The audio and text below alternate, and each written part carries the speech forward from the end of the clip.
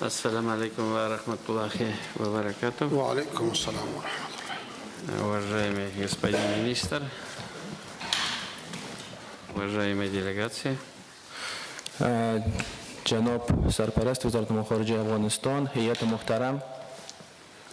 Рад приветствовать вас в Татарстане в рамках вашего участия в 5-м заседании Московского формата консультаций по Афганистану.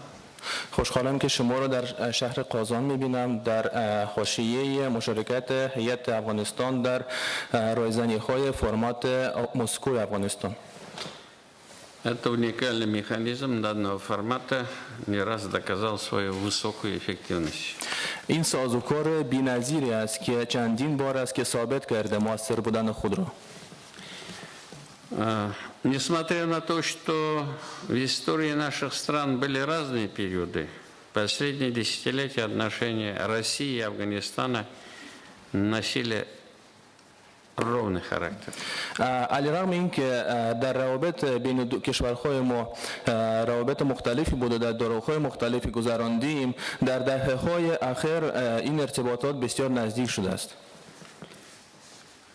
Наша страна, Россия, выступает за полную нормализацию ситуации в Афганистане, создание условий поступательного развития и решение гуманитарных вопросов.